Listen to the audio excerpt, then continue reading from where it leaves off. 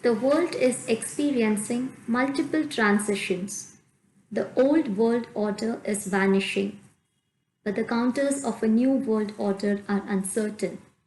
A very good afternoon to everyone, and thank you for joining us for the Day 2 International Interdisciplinary Webinar, organized by Departments of Psychology and Department of Business Administration on Psychology of Crisis and Resilience to Change.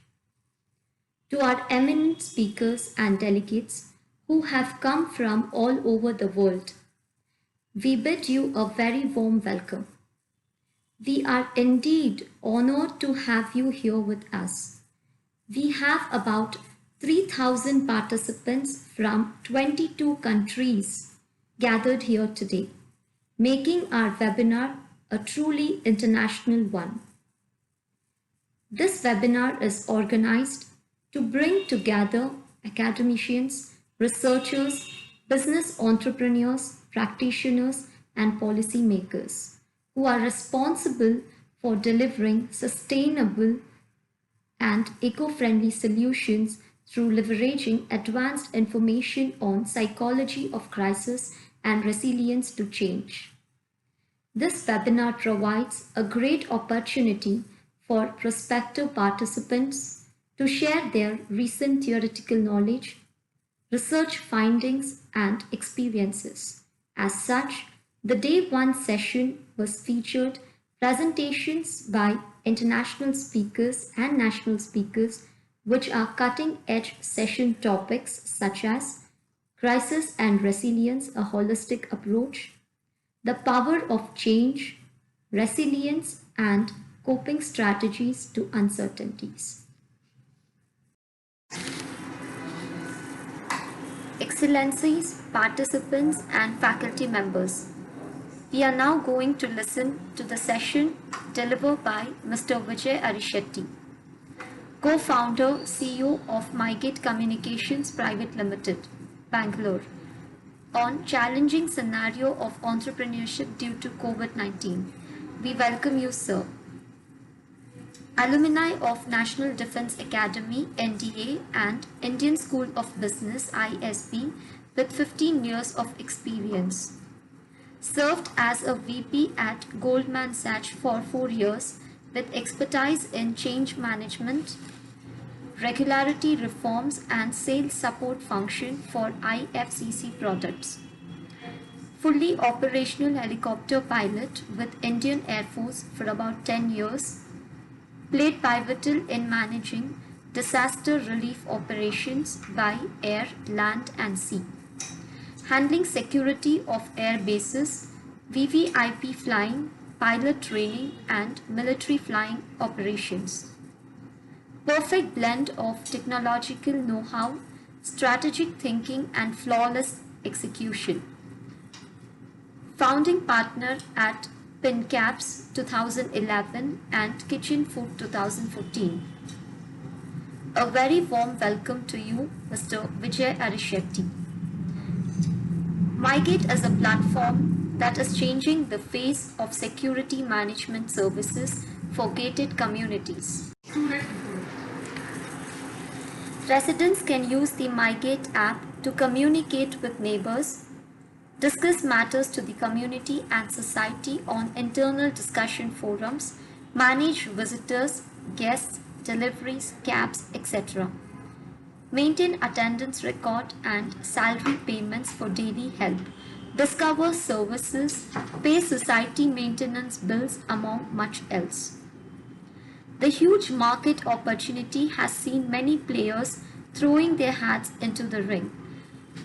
So let's begin with the background of former Indian Air Force pilot, also Shaurya Chakra awardee for evacuating victims in 2004 tsunami.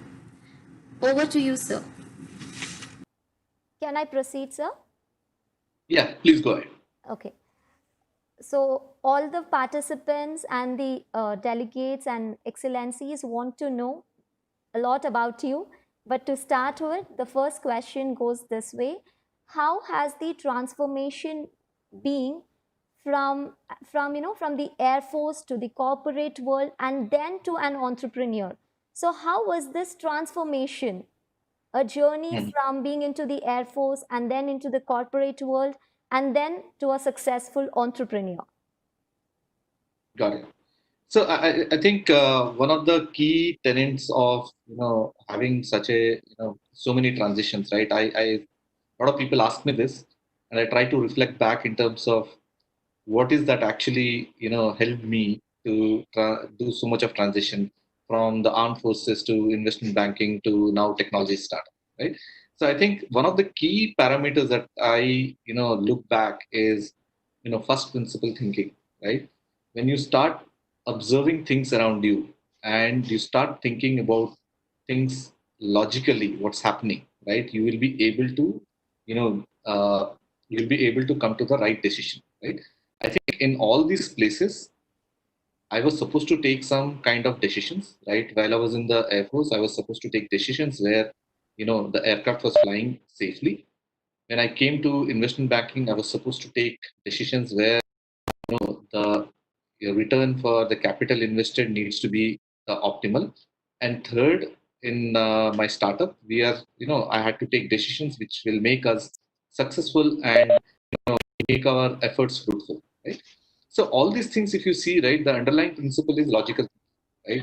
Once you develop this habit of, questioning things logically around whatever is happening around you, I think uh, you will be able to, take the right decisions, right? So I think on the first principle basis, logical thinking helped me to, is the underlying character or characteristic that has helped me to deliver in whichever job I was, right? And you can see that in most of us, right? Most of us actually have as a woman, you are already working at your workplace, and probably you are playing a role of a teacher or a principal or some administrator or whatever it is. But when you go home, you take up a different role of managing the home, right? And and both the places you're able to deliver this because you're able to apply your first principle thinking and take logical decisions and logical steps to move forward, right? I think that is the same thing that we need to use in life as general, right? There are certain nuances which are specific to a job, like say for example flying is a specific nuance, surgeon is a specific nuance, right? A Formula 1 racer is a specific nuance, right? You need to get trained for that, but other than that everything else remains the same, right? So I think as students and as all of us as professionals, I think the number one thing that we should not forget, or we should always keep amplifying on, is the power of logical thinking and first principle. I think that is what has helped me to do multiple transitions, and I and wear multiple hats in my life. Thank you, sir. Thank you so much for your enlightened on being observant and a detailed briefing about logical thinking, which we can actually connect to our real scenario as well. Thank you, sir. Dear audience, to add with, I would also like to share that Sir is already an Shaurya Chakra awardee for evacuating victims for the tsunami which had happened in the year 2014. So it's really great, sir. It's 2004 now. Okay, okay, December 2000. okay. Can we proceed with the next question, sir? Please go ahead, ma'am. Okay, sir. So all the participants here, they are very curious to know what is MyGate. What was the genesis, or was there any incidents or any personal experience which made you start this, or how did you get this idea of MyGate? Yeah. So I think one of the key things that I had in mind when I wanted to do something on my own, right? So, coming from armed forces, especially being a pilot, things happen, very fast, right? And the life moves on very fast as a helicopter pilot. When I came into the corporate world, I realized that, you know, things were not happening the pace at which I used to generally, see in my armed forces. Right? Although the job was very enriching for me, Goldman Sachs gave me a very strong footing into the corporate world. But but I felt that I could be utilized much more than what the company is utilizing me for now, right? And that's the time I was trying to think in terms of where all should I, which all are the opportunities that will help me to, deliver at the pace at which I want to deliver. Right? Tried multiple startups, as you already know that, in 2011 I started Pink Cabs. This is something like the first time I used a smartphone in 2011, an Android smartphone, and then I realized a lot of potential in this. Basically a computer coming off your phone, right? And then I felt that we can do a lot of stuff which were otherwise not possible, right? Before companies like Uber and Ola came into the market, right? I built an app called Pink Apps, which was actually supposed to do the same thing, right? And for various reasons, that startup could not take off because that was my first startup in technology space. Finding a tech co-founder and putting the team in place was really difficult. So I had to wind that out, right? But in Mygate, what we saw is 2014-15, right? There are the world was especially in India, right? We are all accepting e-commerce. So we started seeing a phenomena called as commerce coming to our doorsteps, right? Earlier, if you see 2005, 6, all of us, the only way for us to shop is to go to the local, shopping area or go to a mall and do some shopping, right? But 2014, 15, everything was available at a click of a button, right? You can order anything and everything, and that will be delivered to you. So what we say is, we going to the commercial stores has now become the commercial stores coming to us, right? So that was one thing that was happening at a very rampant speed. Second, what we saw is in India generally, right? What you see is the public infrastructure like roads, power supply, water supply is very uncertain in most of the places, right? And since gated communities promised a 100% delivery of power, water supply, cleanliness, security, a lot of people who were able to afford wanted to stay in gated communities. So we started seeing a move of people coming from individual houses and moving into gated communities. There is a sense of security, community living, and all these basic, things that are expected in life are being taken care, right? And we saw this not only in urban cities but also happening in tier two, tier three cities, right? Like, and most of the times we wanted our kids to go and enjoy in a park, play in, have a swimming pool, have a gym, and all those things, right? But individually people cannot afford, but collectively we are all able to afford, right? So all these parameters led to the rise in, adoption of gated communities, right? Third factor, what we had seen was every industry in India was going through some kind of technology transformation. Like if you see all the payments companies like Paytm, PhonePe, MobiKwik, Google Pay, all these, right? Your wallets became technology, like tech enabled. Then you started seeing mobility also getting tech enabled, like Ola, Uber, Rivigo. A lot of other companies have come, which are helping, transportation companies using technology. Then we started seeing food tech like Swiggy, Zomato, and all this, right? So what we started seeing is every industry in India was going through some of the other kind of technology transformation. But security industry in India, which is a $20 billion industry and employing close to 80 lakh security guards, right? India has got today 80 lakh security guards employed, which is the highest, employer in this, in the country, right? And this entire space did not have any kind of technology. And that's where we thought that, all these three things were being satisfied by using MyGate. So MyGate is a technology platform that is used by security guards to enable commerce at doorsteps and also provide the kind of security a residential gated community is looking for. Right? So that's the genesis of how MyGate came into play. Thank you, sir. I think it's rightly quoted as doing common things differently is what I think MyGate is all about. Yes, yes. Yeah. Yes, sir. Thank you, sir. So, can we continue with the next question, sir? Sure, ma'am. Okay, okay. The next question will be, sir, each one of us are really curious to know about this. So, can you please share with us your experience and how to overcome challenging and difficult situations like the one currently facing by across the globe?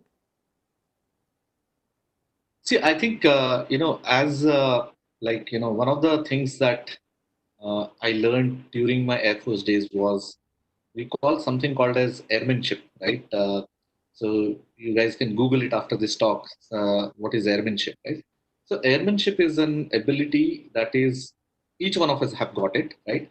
But it is the emphasis of this particular skill set is more emphasized in the for pilots.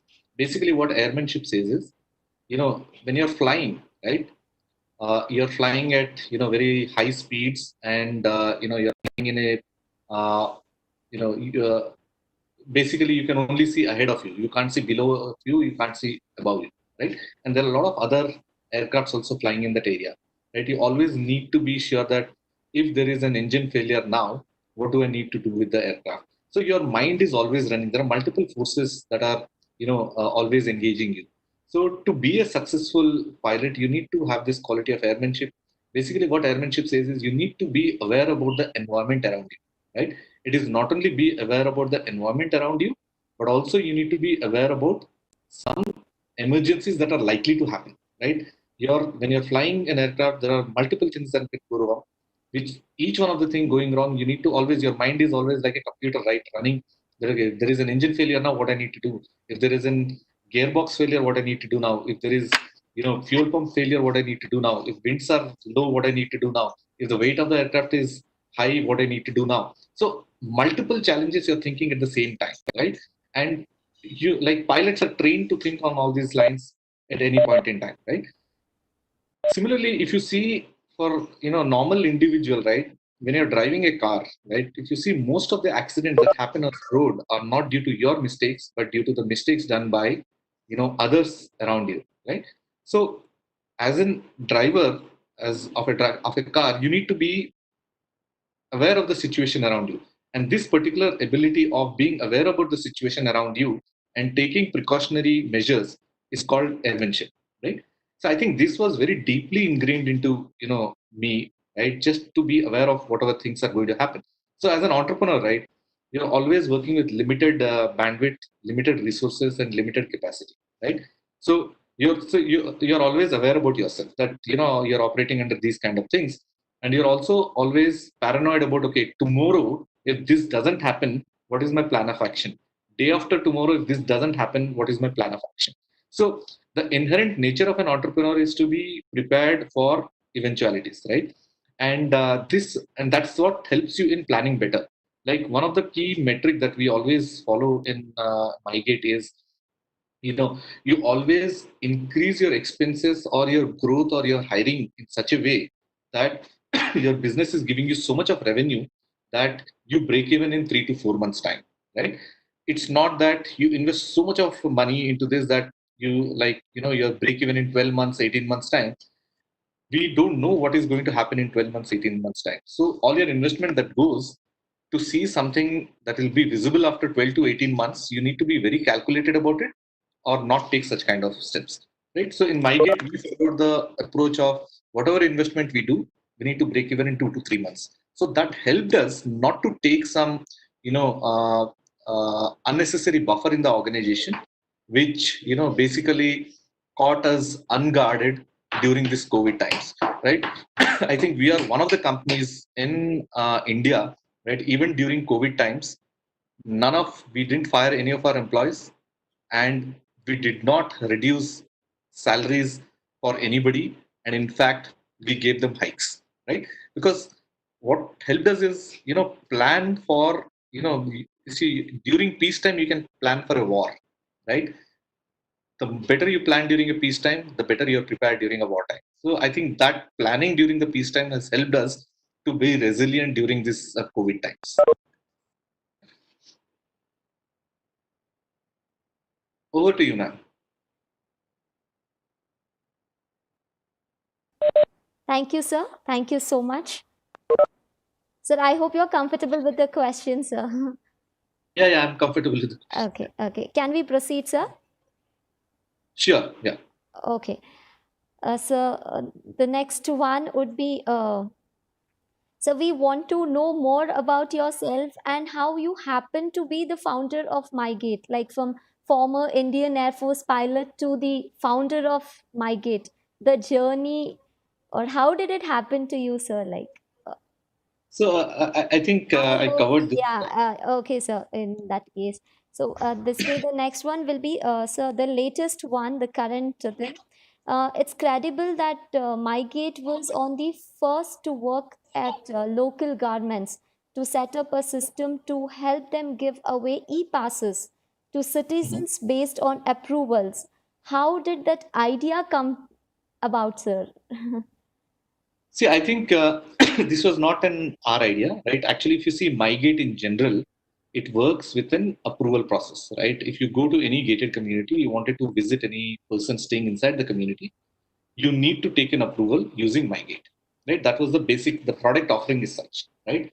And some of the local administration, like when they were planning for the implementation of the lockdown, right? And some of the industry leaders suggested the local police, that Karnataka police, that you need to approach this company MyGate, who has already got a system like this, and they should be able to do it for entire Karnataka, right?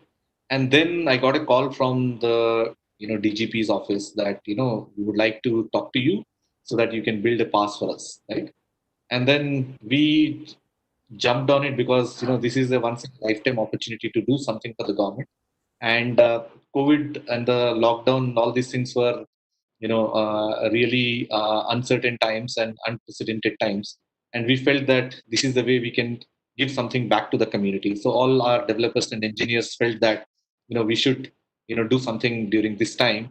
And I met the DGP and he gave the requirement, and then we built it in actually in 72 hours. We built the system, right?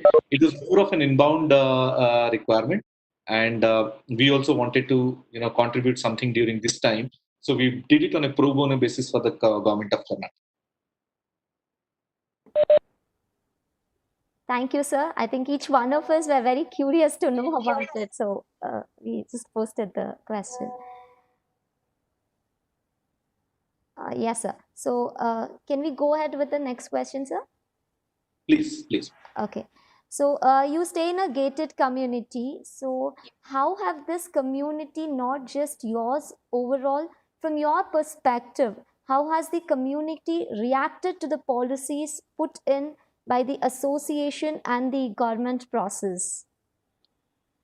See, I think uh, uh, the way to deal with COVID, nobody could figure out, right? If you see in multiple countries, multiple ways people try to deal, right? I'll just tell you, Sweden, they had lockdown.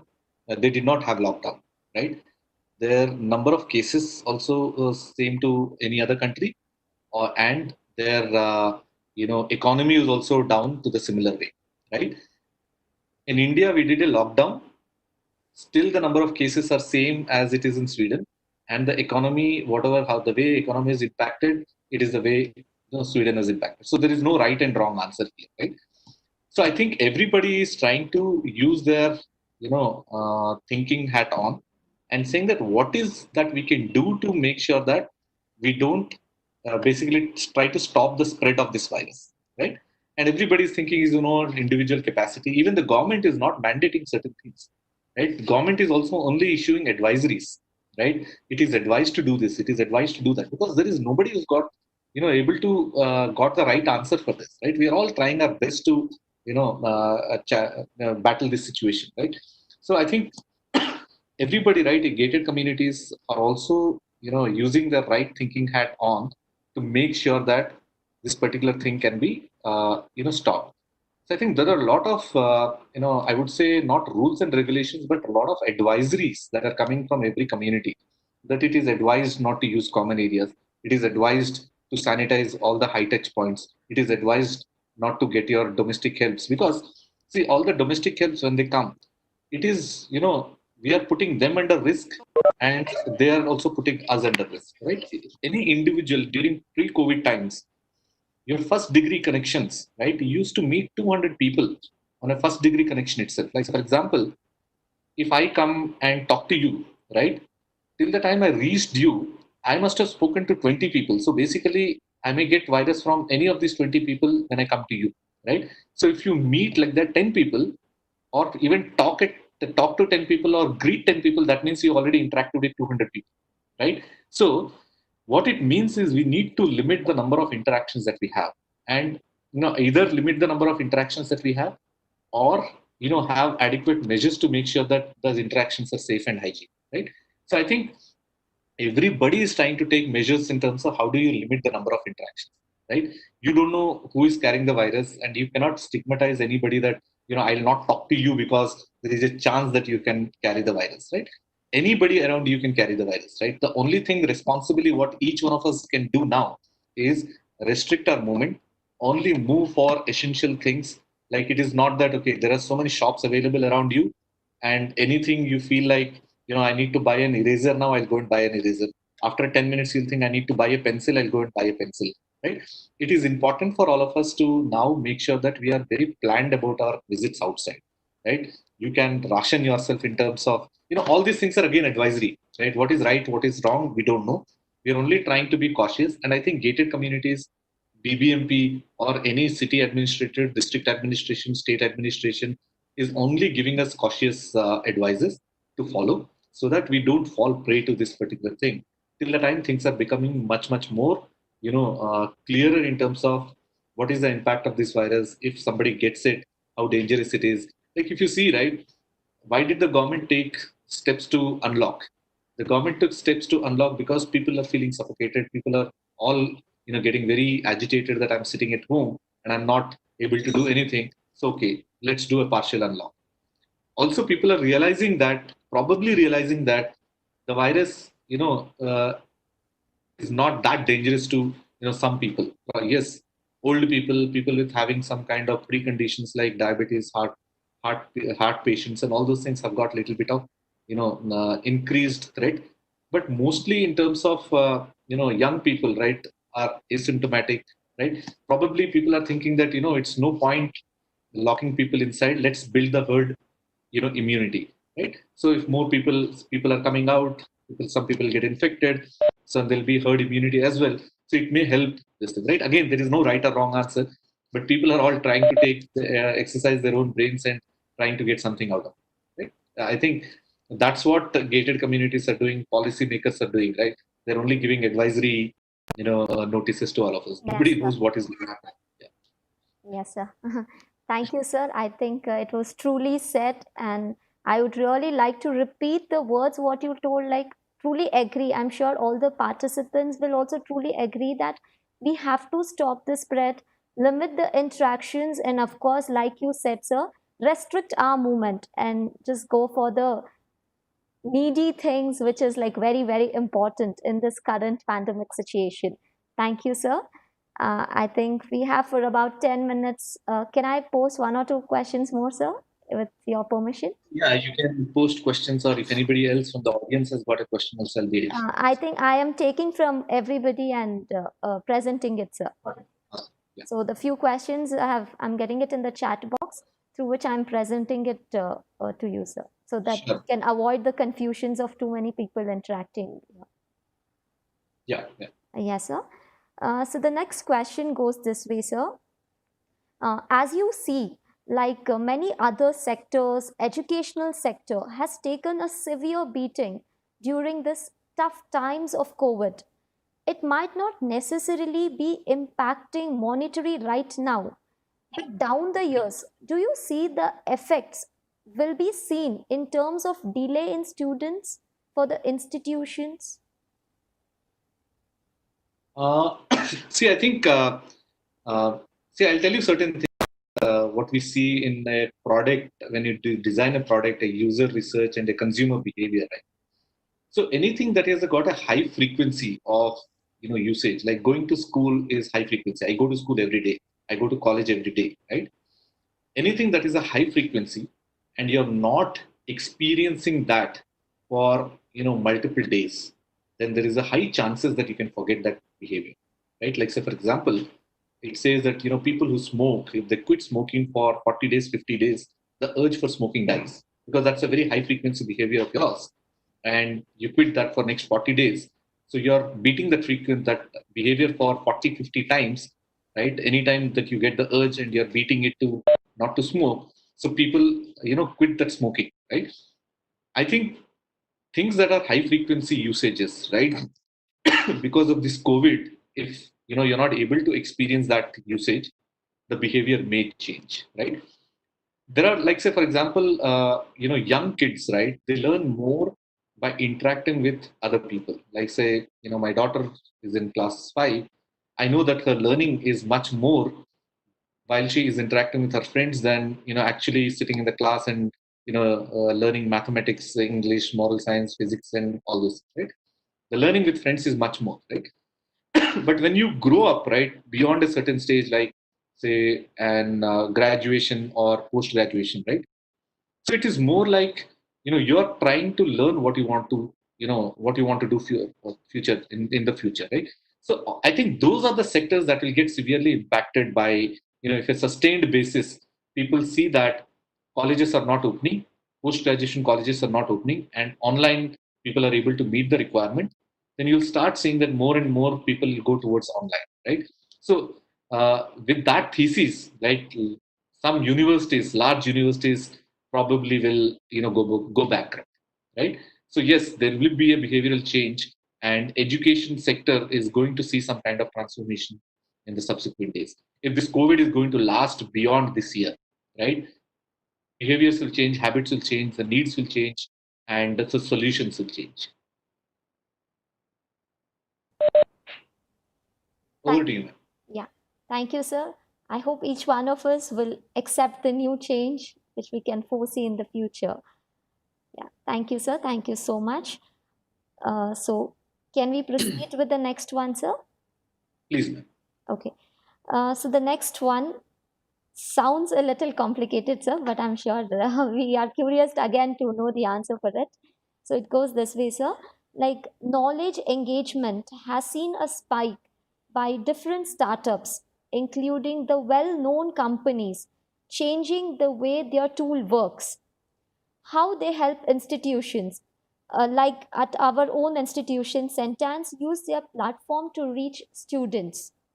So, do you see the engagement working to extent where knowledge retention is also taken seriously to help students move to the next level? What are your thoughts on it, sir?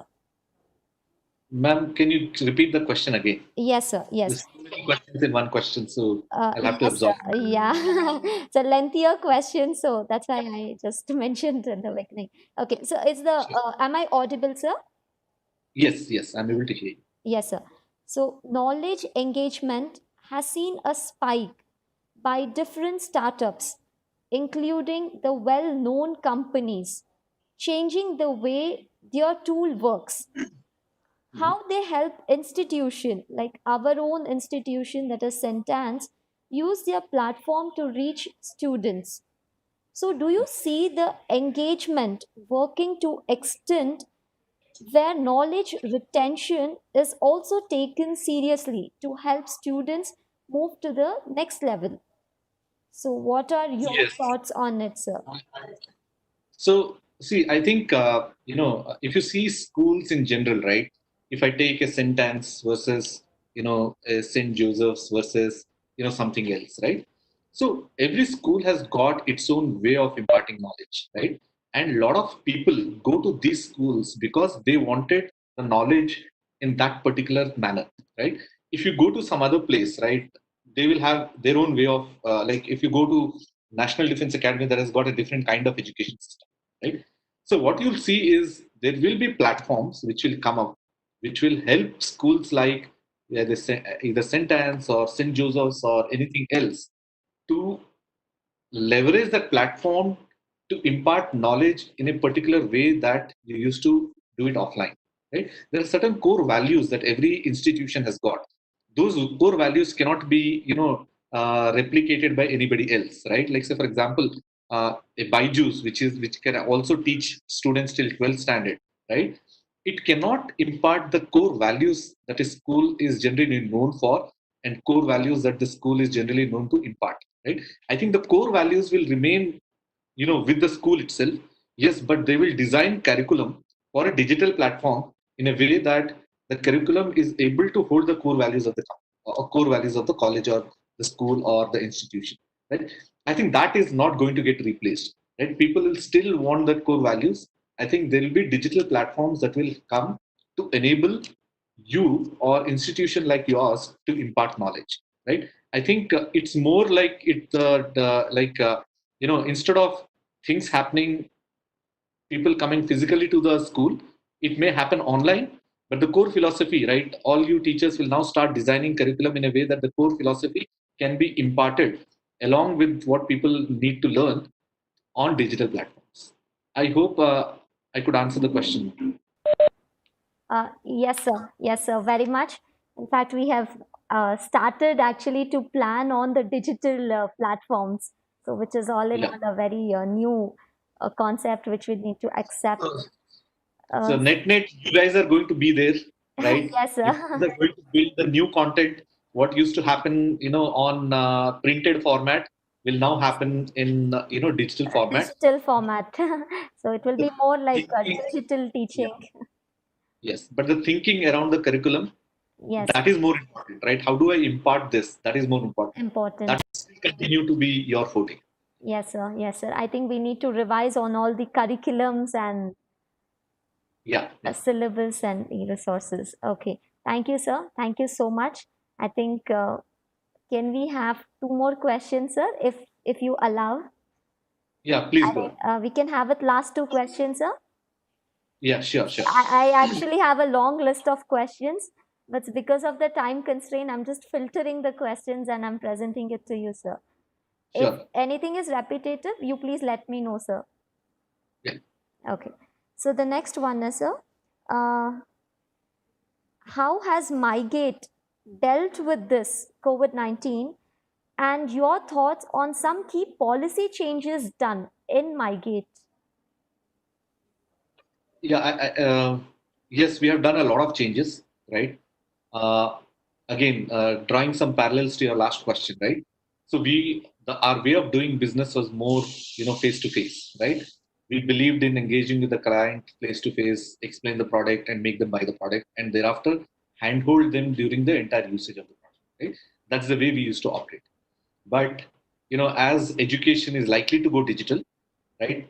For us to run the business, we were supposed to go digital and adopt this online way of selling the product, right? So some of the things, the core tenets that are key to our business, while I interacting with the customer on a face-to-face basis, we learned a lot of things from the customer, right? We actually what we did is we tried to replicate all these experiences digitally, right? Whatever people used to have face-to-face experience with us, we try to replicate all those things digitally. Like actually, bounced back very fast during this COVID. Like in the month of February, which was free from COVID, we were doing close to 2,000 deals every month, right? Month of March and April, we took time to recalibrate and get adapted to this COVID world by turning everything, all the offline thing online, right? All the experiences offline to online, right? By doing that, in the month of May, we got back to 60% of our usual business, and in the month of June, we are getting back to 100% of our usual business, even without stepping out of our homes, right? That is the kind of transformation we have gone through, right?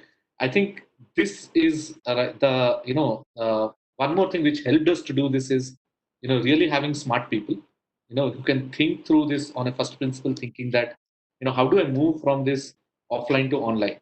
It is not that if you get a WebEx, you can move from offline to online. Right? There are multiple other things that you need to do. Now, how do you give the same experience? Like in a set of students, 20 students are there, right? How can you give the same experience that you're able to give that one-to-one counseling or one-to-one importance to the student so that he's engaging with you offline. He should do the same kind of engagement should be with you online, right? I think that thought process and translating the thought process into the product and you know executing that was the most important thing. And I think our team was able to do a good job at that, right? And I think you guys are going to face the same thing, in the subsequent days in terms of how to give the same experience what you used to give for the last academic batch. How do you give the same experience to the current academic batch? I think that's what you all your administration may be working. and I'm sure all of us will come out with flying colors in in due course of time. Thank you, sir. Thank you so much. Like you told, we are actually in a situation where we have to move from offline to online. Thank you for your Yeah. best wishes, sir. So the last question for the session is, sir, what message would you like to share with students who aspire to be entrepreneurs? Yeah, I think entrepreneurship is a fantastic journey, right? It is like the like one of the things that I if I have to redo, if I was a student, right? I soon after my college, right? I would have done, right? I think I would have done internship for one other year. I would have told my parents that assume that instead of a 3 years or a 4 years degree, I'm doing a 4 years or 5 years degree, right? Your fourth year, if you are doing a graduation like arts and commerce and science, and your fifth year if you're doing engineering or anything else, right? These are the years that you need to selflessly work with some kind of entrepreneur, right, who is actually running business on his own. Go and sit in with him for 1 year and understand how businesses are run, the problems that comes up with entrepreneurship. You and that learning is very important. That is a real life thing, right? So what I say is, go out into the market, do internship, right? Work with entrepreneurs, right? And you say you're going with an open this thing, no salary, nothing. I'm only extending my education by one more year. And you will not believe the kind of inputs. And this will actually, right, it will be much more than whatever that 4 years, 5 years, what you learn in the college. This 1 year, that experience will be at least 10 times of what you're learning in the college for 4 years. For me, my entrepreneur's journey, right? First year of my gate, I learned 10 times of what I learned in my 15 years of experience, right? And I think that is one thing which we need to, do very seriously, right? This requires like a lot of commitment, and, people will go to campus placements and all those things. But I believe, anybody who wanted to do entrepreneurship, 1 year, you know, have an extra internship kind of thing with some kind of entrepreneur, some successful entrepreneur, shadow him, learn the tenets of business, and then come and start doing the business. Thank you, sir. I'm sure the participants here would have really noted that yes, you all should selflessly work under the entrepreneurs, at least like Sir told, at least for an year. All right. So we have many questions, sir, but since time is always a constraint, we would like to end the session here, sir.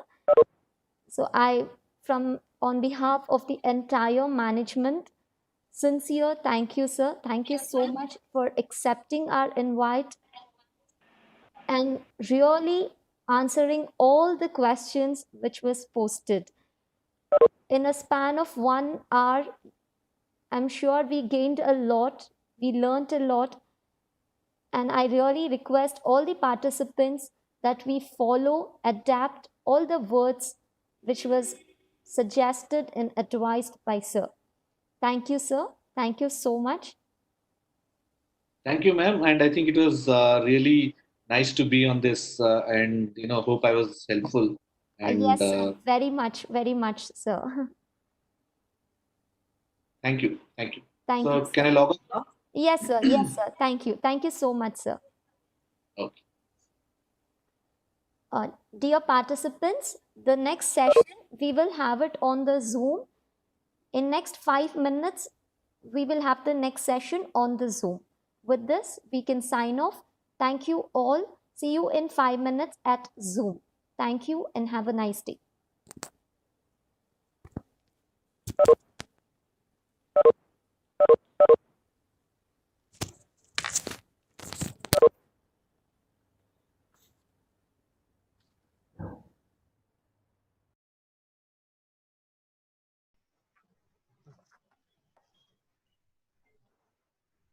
Good afternoon, ma'am.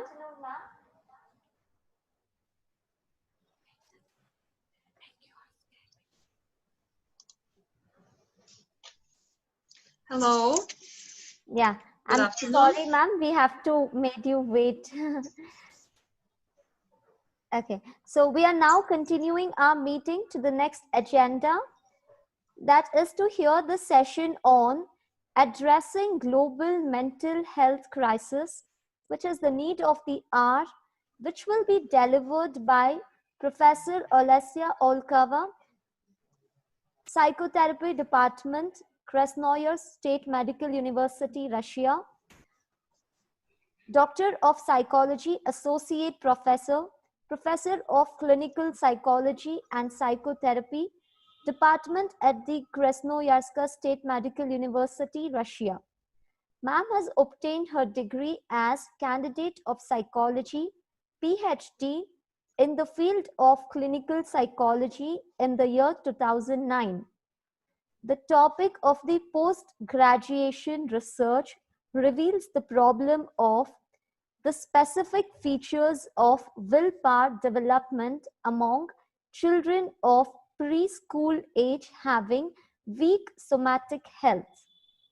The Doctor of Psychology degree was obtained in the year 2019 after defending the doctoral dissertation in the field of clinical psychology on the problem, the specific features of the learned helplessness phenomena among people with different characteristics of somatic health, phenomenology, technology of investigation, and system of psychological assistance. Now, she has more than 100 papers published in reputed Russian and international journals, books, chapters, and 8 monographs. The research interest is in the field of studying ontogenetic development of the learned helplessness phenomenon, which is strictly connected with the state of. We are glad and we welcome you for the session. Over to you, ma'am. Hello, dear colleagues. Good afternoon. And this is my third session for Indian colleagues, and it is very important for me, and I am proud to be invited to such important sessions during these global problems. And now we see that the pandemic situation doesn't influence on our collaboration. We can stay in contact and we can plan any other types of collaboration. And today I wanted not to speak about the main topic of my study, the phenomena of learned helplessness, but I was asked to prepare a report, a short lecture for you, which will be connected with global problems which were cased and influenced by COVID-19 pandemic situation. And if my colleagues will be helpful, or can I switch on my presentation myself? I prepared a short PowerPoint presentation. Ma'am, you can start your presentation, ma'am. Okay, so I will do it.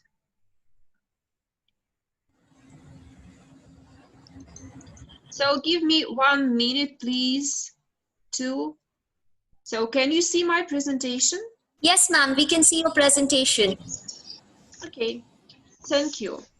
So here you can see my titles and the topic of my presentation, which is addressing global mental health crisis, need of the hour.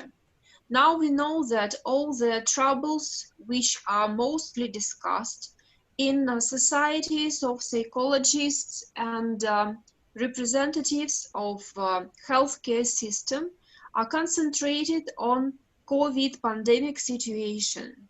And here on the next slide, we can find the addressing words of World Health Organization Director Generals, who was opening remarks at the media briefing on COVID-19. And you see that the date is very fresh. So this media briefing was held at previous week. So, and the main motto of World Health Organization director, so who is Tedros Adhanom Ghebreyesus. So his motto is "Together for a Healthier World." So we now can discuss the opportunities for us, for those who are responsible for mental health of population, how to correct the situation with the pandemic COVID-19. So what did the World Health Organization director said last week? So the citation, the indirect effects of COVID-19 may be greater than the number of deaths due to the virus itself. So we can see that the situation of crisis was defined by World Health Organization as very difficult, and we know now that the consequences of this pandemic situation will be much harder than we can see now on the surface of this situation. And another citation: new products, information and technologies are changing now health services are delivered. So this is the urgent necessity of developing new approaches in the system of psychological health, and now we should collaborate our initiatives in making new tools, in making new technologies, in developing and inventing new types of psychological health. But let's go to the definition of crisis. So now we know that World Health Organization defined COVID-19 as crisis for mental health of population. But when we are speaking about crisis, we should know the definition, we should understand the clear meaning of this word. What is crisis? And I aimed to Cambridge Dictionary. So you know this is one of the most popular lexical books where we can find the interpretation of different phenomena of the world. So the dominating definitions of the term crisis are as follows. So it is a time of great disagreement, confusion, or suffering. So I think that all these terms are suited to COVID-19 pandemic situation, an extremely difficult or dangerous point in the situation. A situation that is extremely difficult or dangerous when there are many problems. So the same very descriptive structure of the situation in the whole world.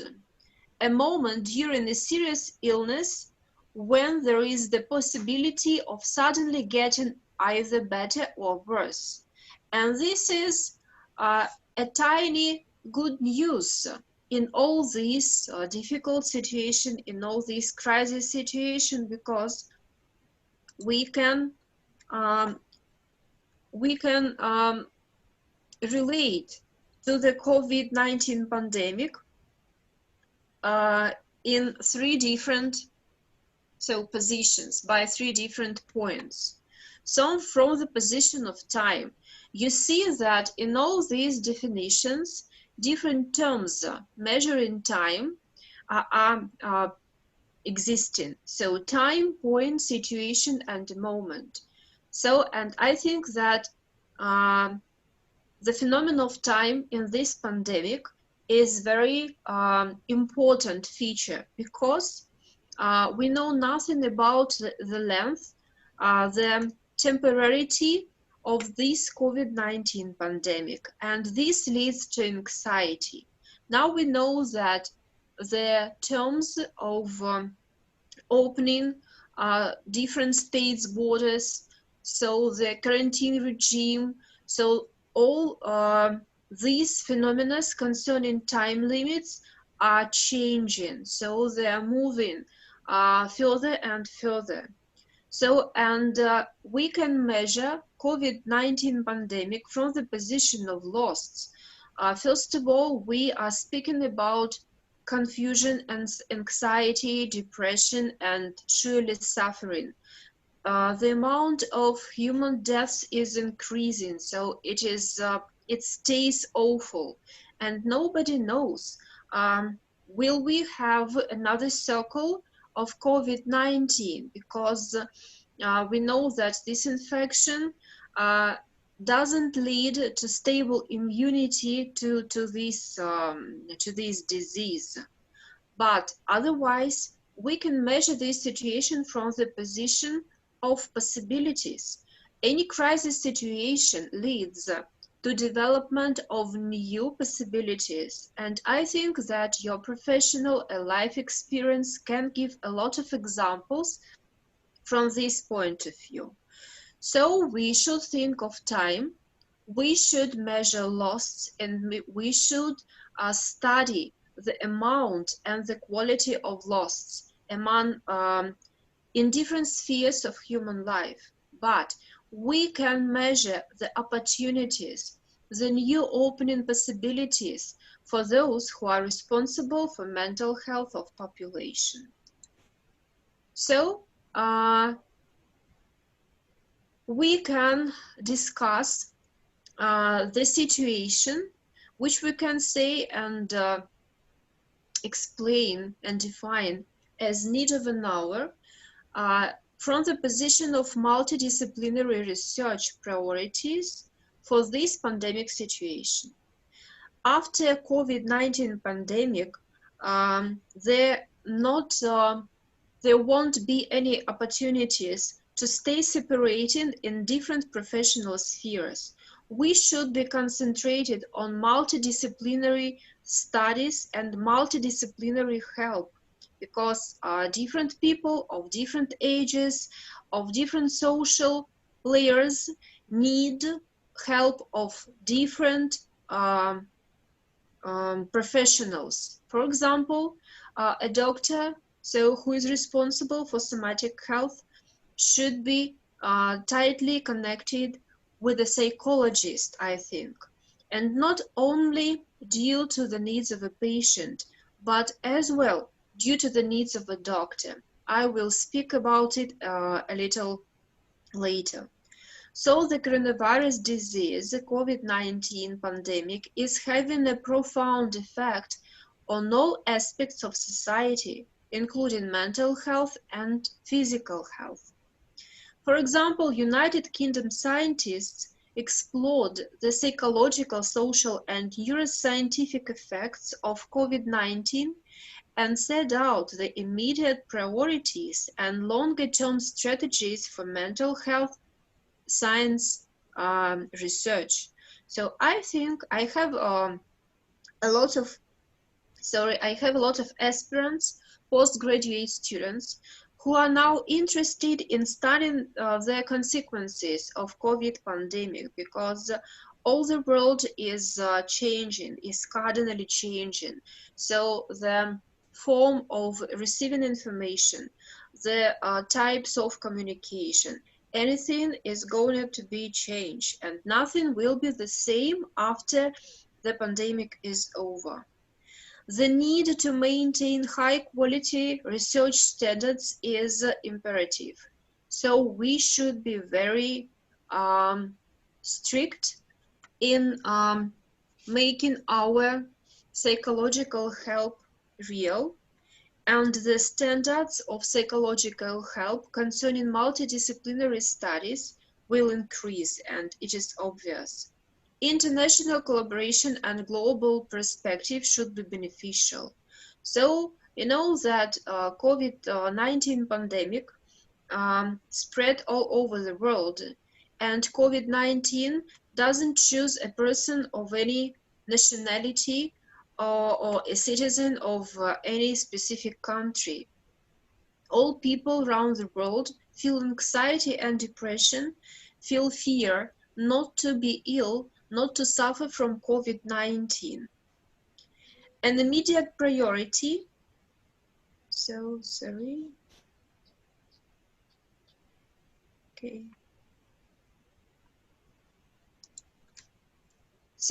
immediate priority is collecting high quality data on the mental health effects of the COVID-19 pandemic across the whole population and vulnerable groups, and on brain function, cognition, and mental health of patients with COVID-19. So you know that now medical scientists discover a lot of other features and signs of COVID-19, and we have more and more information of its symptoms. So, you know that this virus is in constant mutation, so it changes, and this is dangerous, and this stops the possibility of all global scientific world to receive the clear explanation of what is going on, what is COVID-19. There is an urgent need for research to address how mental health consequences for vulnerable groups can be mitigated under pandemic conditions, and on the impact of repeated media consumption and health messaging around COVID-19. So this concerns not only mental health, which is directly connected with the disease, but the consequences of the world financial and economical crisis, which is connected with the COVID-19. You know that there are a lot of businesses which have failed. You know that a lot of people are unemployed now in the world. People lose their job, people lose their health. And this leads to directing to the drawing the narrow specific ways of organizing the psychological help, mental help to people all around the world. Risking to the challenge will require integration across disciplines and sectors, and should be done together with people with lived experience. So now it is not enough only theoretical and fundamental information of what is COVID-19. We should study the life experience, the lived experience of those who suffered from COVID-19, whose relatives and friends suffered from COVID-19. So, and this is another important task. So now there is a new term which appeared during these 3-4 months, which is called, which is so-called parallel pandemic. I think that you will meet this term in. So I would let in some colleagues who are waiting in the waiting room. So I let them in. I do not know if it is good or not, but I will do that. So parallel pandemic is a specific state which is developing in concerning mental health of doctors. So 5 high priority actions to protect clinicians. People who live in isolation, people who are blocked in their hospitals, I mean doctors, I mean healthcare workers. So they feel from stress, they feel the same fear and anxiety, but they should fight against coronavirus infection, helping other people. So, and we should think of clinicians' well-being during and after the COVID-19 crisis. So I will present a special scheme which I suggested to the leaders of my Krasnoyarsk State Medical University, and we wrote a full text article about this system of help to the population and to clinicians who are connected with organizing this medical help to those who are suffering from COVID-19.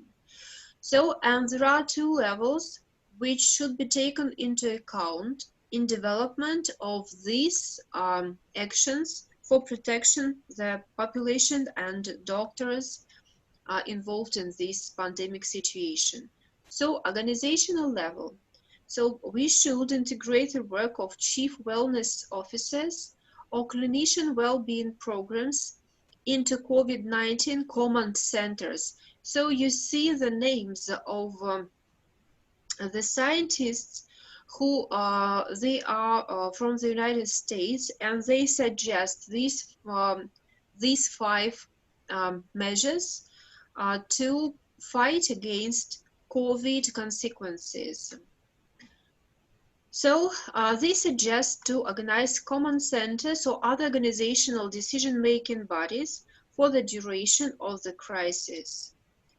Ensure the psychological safety of clinicians through anonymous reporting mechanisms that allow them to advocate for themselves and their patients without fear or reprisal.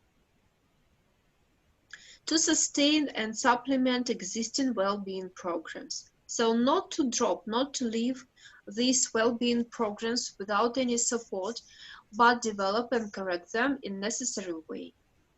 The other position, the other level is higher, and it concerns the national level of any state to allocate federal funding to care for clinicians who experience physical and mental health effects of COVID-19 service, to allocate federal funding to set up a national epidemiologic tracking program to measure clinical well-being and report on the outcome of interventions. So this is very close to what we are doing in our psychological assistance day by day. So we diagnose the situation, what is going on with our patient. We try to make unique technologies for psychological support, for psychological assistance and help. Some patients need our consultations, some needs a therapy, some needs correction or rehabilitation. So, and after implementing all these measures, we can measure the effect. So what are the positive and negative results of implementing this system of psychological help? So the same is suggested by Victor Zhao, Daryl Kirch, and Thomas Naska in protecting clinicians' well-being during COVID-19. So this is another scheme. So another scientists who suggest, so I try to analyze the last sources of information and tried to make a kind of compliance. So to generate together all these common ideas and to present to you. So this is one of the schemes which is devoted to innovation and transformation of the response to COVID-19.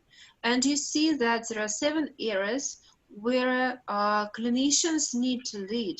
So these are the ways of another type of medical and psychological support for those suffering from COVID-19 pandemic situations.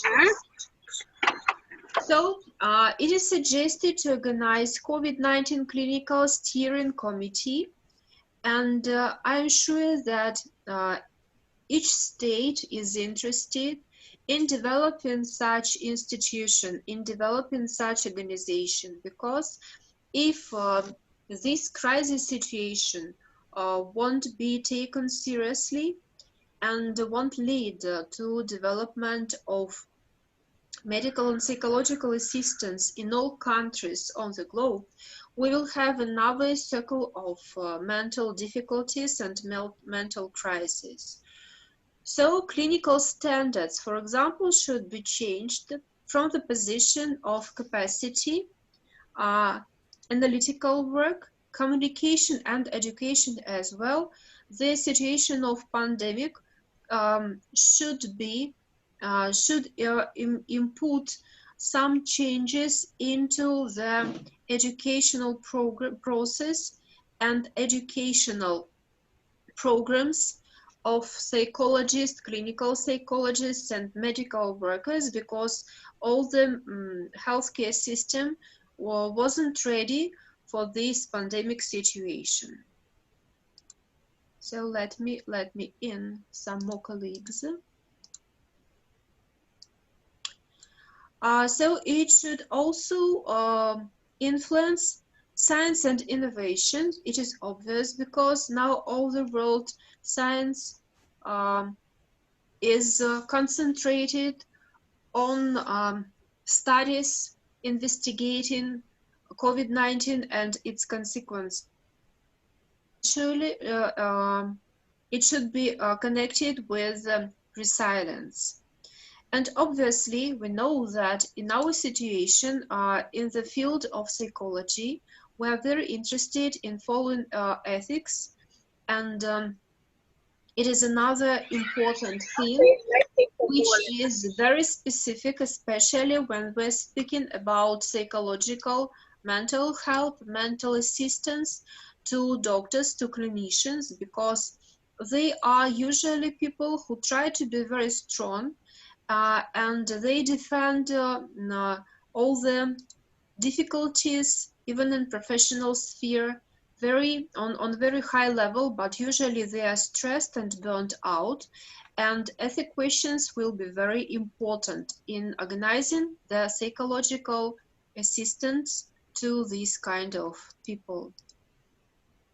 So, and what about my suggestions? So you saw that on the previous slides, there were opinions of United Kingdom, United States scientists, and you see that there are specific suggestions of how to organize the response steps to COVID-19. But what we are going to do in our university, I'd like to share the ideas of strategies and directions for the organization of medical and psychological assistance in the post-pandemic period. So it should be started even now, and we shouldn't wait till post-pandemic period will start. So I think that we should think of strategies and technologies of organizing psychological assistance even now and on the global level. So this means that we should organize our collaboration, and we should plan our collaborative activity at this moment as need of the hour. So I see three main directions, three main spheres where we should develop new strategies of medical and psychological assistance. First of all, so those who need our psychological support are workers of healthcare. I know that in all countries there are special hospitals where people with workers of healthcare system are blocked, and they do not see their families, they cannot go out, walk on the street, so they should fight COVID-19. And this isolation and this deprive is very stressful for them. So we should think of building a program of psychological assistance to healthcare workers, development of accessible system of communication with specialists of assistant professions. So I mean here social workers and psychologists, and rehabilitation programs. So I was discussing this direction with doctors of our hospitals and of our university, and they told me, yes, we will obviously need the special rehabilitational programs aimed at doctors, nurses, and healthcare workers because they are very stressed. And not any financial support can compensate the psychological suffering of such group of people.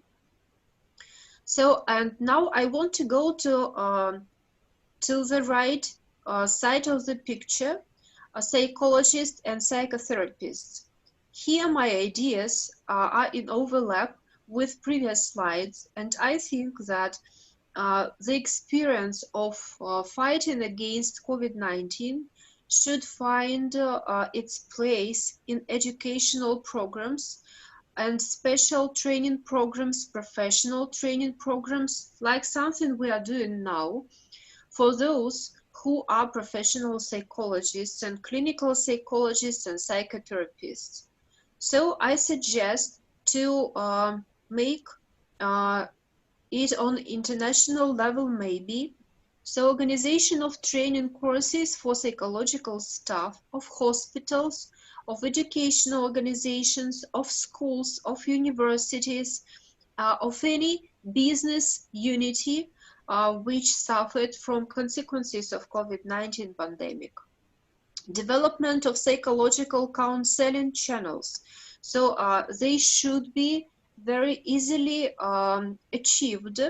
So everyone should know the special, for example, phone numbers where to call and receive the support, the urgent support in this crisis situation, because you know this awful statistics shows that the amount of alcohol abuse and the amount of suicide increased in this pandemic period. People were not ready to this stressful situation. They do not know what psychological defending mechanisms to use during this situation of crisis. And surely, among workers of healthcare and psychotherapists and psychologists, we should prepare special supportive programs, psychological supporting programs to compensate the mental health state of population of different age and social groups. At my previous seminars, I told about learned helplessness phenomena, and I explained how this state is connected with the situation of pandemic. So, and here we should think of construction of educational work system aimed at different social layers of our society. Organization of public information system, it can be so special social channels, social nets, maybe even social videos and so on. Some of them easily reached source of information concerning COVID-19 and dealing with stress, coping with stress in such situation.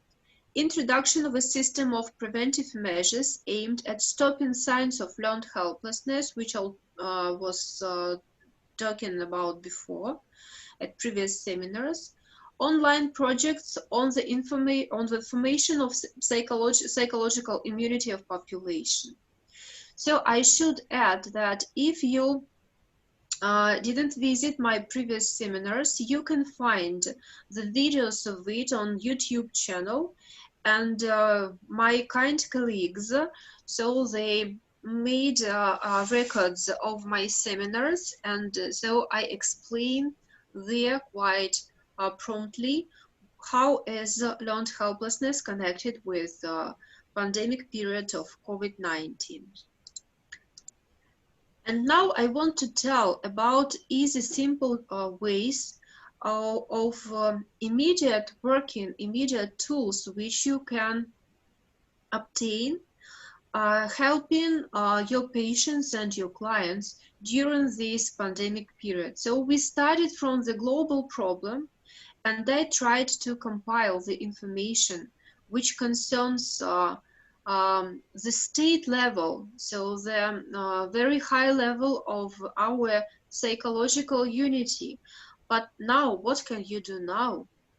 So you know that there is such systematic approach as psychosocial approach in psychology, so which suggests that a human is a self-developing system which consists of three main parts. So bodily compound, mental compound, social compound, and so I want to add "and" because now I would like to suggest you to make a very short test which can clarify to you the very small and easy technique how to diagnose which sphere is in most danger now in this COVID-19 pandemic situation. So if you are ready to test yourself, I'd like to just suggest you to prepare a sheet of paper, a pen or a pencil. So this test is very easy. And so I'd like to know, are you ready? Are you ready to test yourself and to try this short, small technique, diagnostical technique, and maybe to use it in your professional sphere? So do you know how to raise up your hand in Zoom, on Zoom platform? Yes, ma'am. Yes, okay. So if you're ready, you can raise your hand that you are ready to follow the instruction. And I will tell you how to make a specific aimed support to those who ask for help now in this pandemic period, from global to individual level. So I base this technique on biopsychosocial approach because now you should draw a circle, just a circle on the sheet of paper. And so imagine that this circle is a kind of metaphor of your personality, of you as personality, as a system, which includes, so I will go back to the previous slide. So bodily compound, so this is our somatic health. Mental compound, this is our emotional process, our psychological states, our fears and joys, and our happiness and our psychological sufferings. So our psychological life. Social compound, so we are very influenced by the system of social environment, by the level of our communication, by all the social connections we have. So this is our communication level. And the fourth part is our cognitive sphere. So what we know about our life, about ourselves, our thoughts, our ideas. So all the whole system of knowledge. Now the test is very easy. So imagine that this is your personality, this is your life, and try to make a scheme like a pie. So you should divide this circle into 4 spheres and think of how many percent, how much place does any of these 4 spheres take now of your attention in your life. So it doesn't mean that each sphere should be given 25%. So this pie shouldn't be cut into 4 equal parts. No, you should think, for example, if you feel psychological sufferings, so if you are depressed, if you feel anxiety, and if you decide that your psychological part, the psychological part of your personality now is very important and takes a lot of your energy, you should think of giving it a very big piece of pie. So is it clear?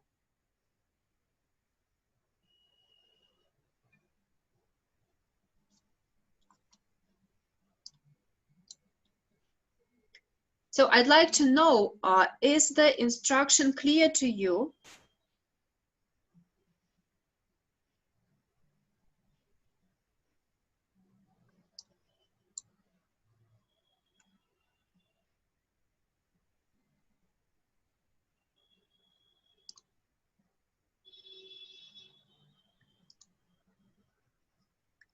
Okay, so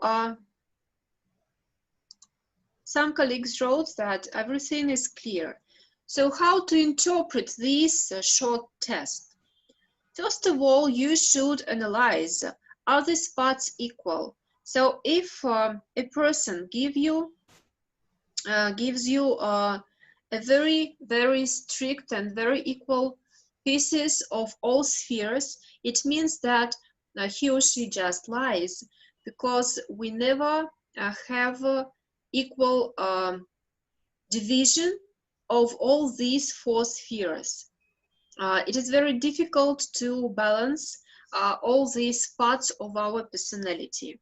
But where to pay the attention? If any sphere of this structure takes more than 50 or less than 10%, it can be very diagnostical, and we should pay our professional attention to this sphere.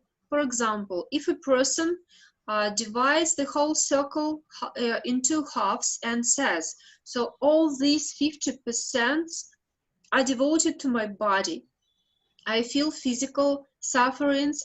For example, I suffer from any pain, from chronic disease, or I think too much about my physical state. During this pandemic period, I'm very frustrated and so on. So this should be the direction of psychological help. So what is going on with your body? How did you test yourself with help of medical workers? Did you have medical tests, blood tests, and so on? So we should discuss it. For example, if a person shows that the social connections take about 9 or 10%, we should be very attentive to these results, because it can be the sign of lack of social support for such person, and we should help a man or a woman to organize the social support, so to find friends and to correct the communication with peers and so on. And this is a very simple, and this is a so-called open test. So there is no statistic, but it is very clear to our patients and to our clients how to express, how to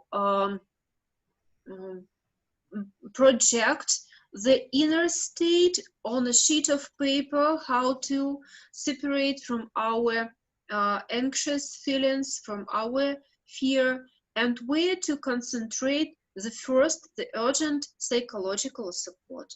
So this was my idea, just to give you a very simple tool and maybe to entertain you a bit. And the last entertaining picture.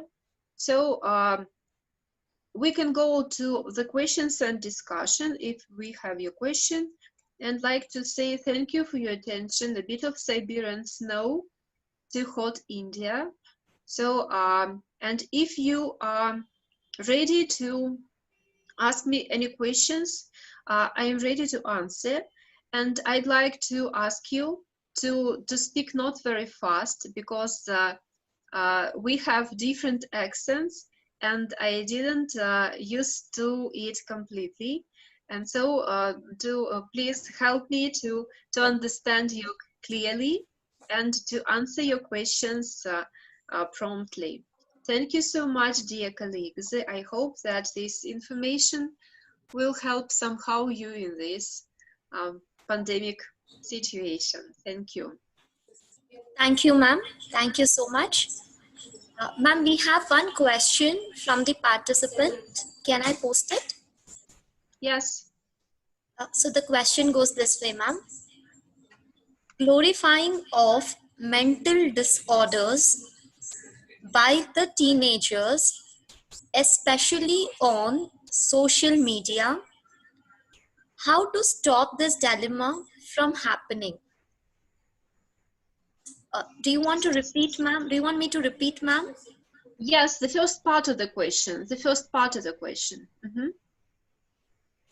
Glorifying of mental disorders by the teenagers, especially on social media. How to stop this dilemma from happening? And so, so what is the dilemma? So I think that social media sometimes and very often give incorrect and very destructive information, which influences psychological state and mental health of teenagers. And obviously, we should solve this problem on the level of state, on governmental level, because such kind of information should be dosed and checked and corrected. But otherwise, we can go back to the roots of educational process, to the family. We should work with family and the system of family bringing up and education.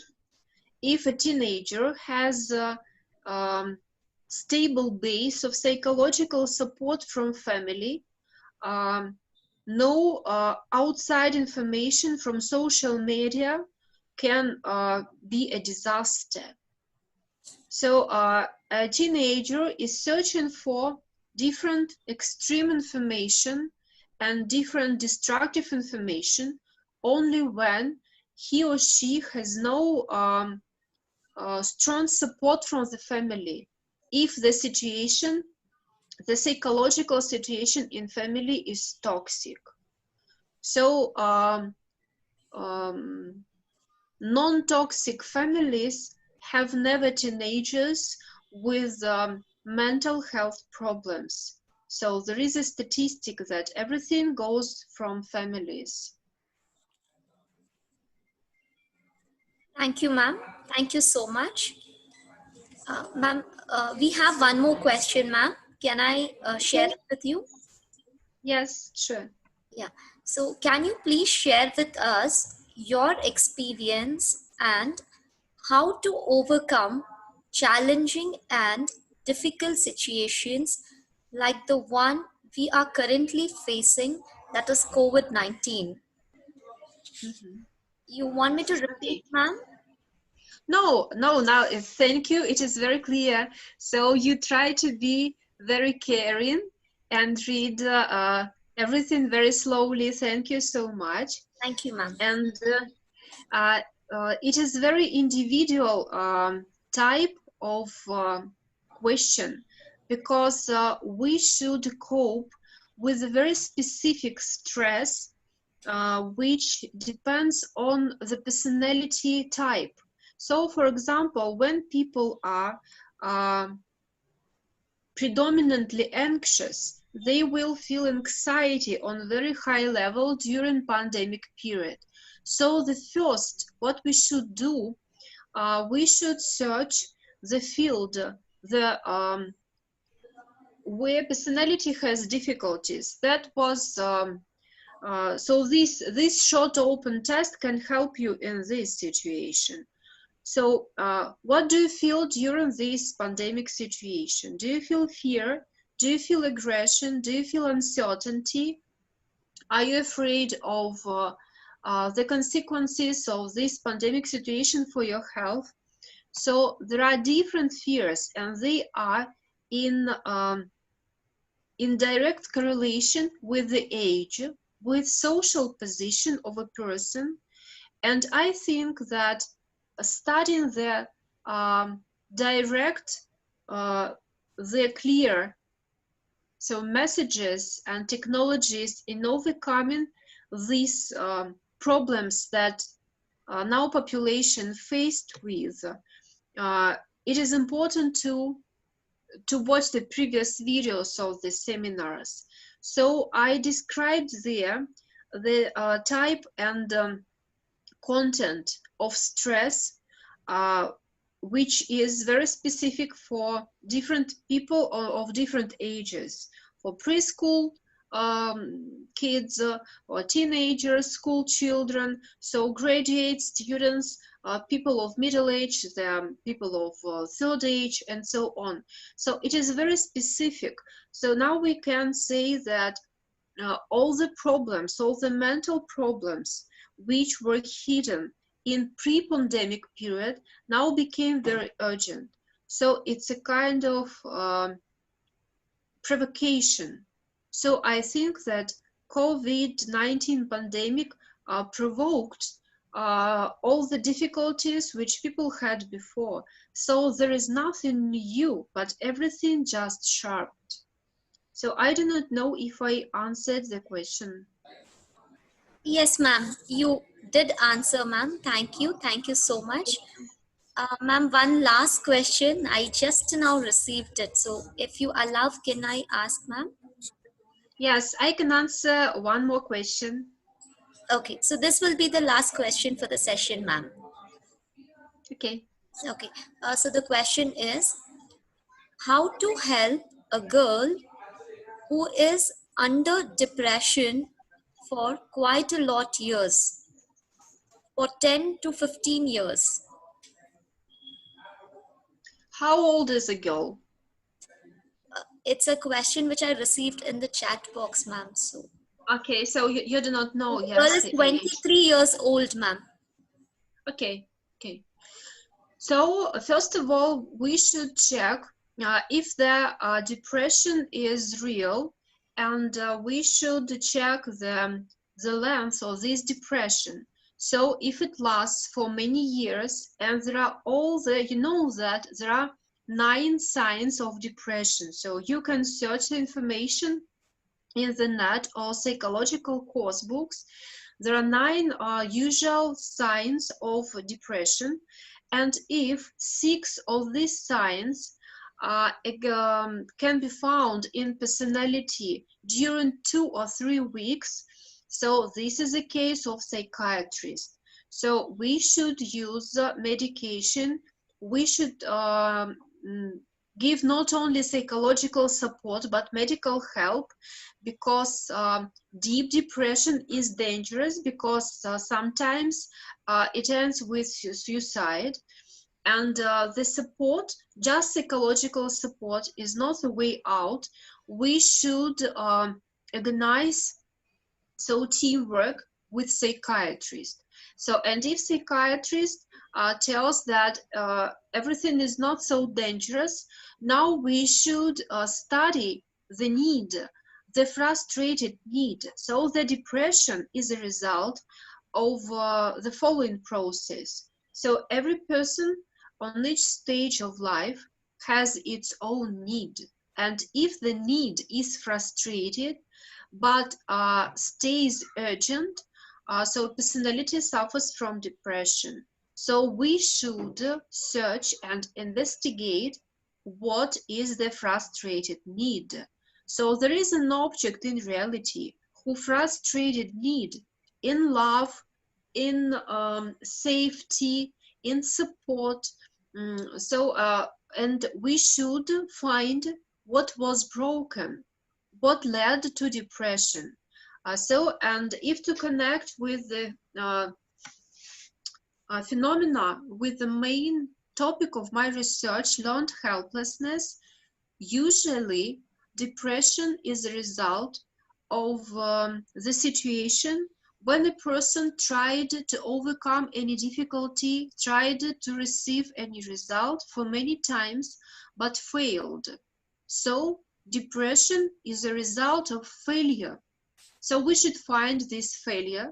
We should investigate the need which was frustrated, and we should, together with our client, invent and develop new way of satisfying this important need. This is my answer. Thank you, ma'am. Thank you so much. I think you gave a very clear meaning of depression and the ways to overcome depression. Thank you, ma'am. I'm sure each one of us are benefited with your session. Yes. And we are very glad we got a lot of information on various topics like multidisciplinary research priorities, parallel pandemic, organizational level, national level. And you also explained COVID-19 Clinical Steering Committee, wherein you covered 7 areas, that is capacity, analytics, clinical standards, communication and education, ethics, science and innovation, resilience. And you also enlightened on biopsychosocial approach. Indeed, the session was very informative and very useful, ma'am. Thank you. Thank you so much for the session and accepting our invite, ma'am. Hope to see you again in the upcoming future sessions. Thank you so much, dear colleagues, for your attention. And this is a very challenging situation for me because staying here in Russia, in the center of Russia, in Siberia, I can share my expertise with you, with my Indian colleagues.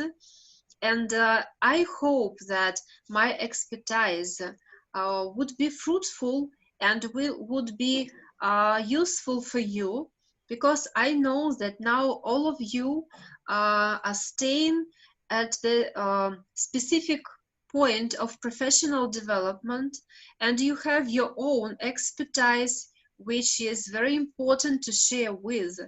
And I hope that my expertise, my experience will be a very small input in your understanding of the ideas which I try to develop. Thank you so much for inviting me. It was really interesting and important for me. So if you have any question, you can find me on Facebook and write me a message. I can share my books. Most of them are in Russian, but I have some articles in English, and they are easily accessible in the internet, in Scopus and Web of Science database. And so you can, if you are interested, can ask any questions. I will happily answer them. Thank you. Thank you, ma'am. Thank you so much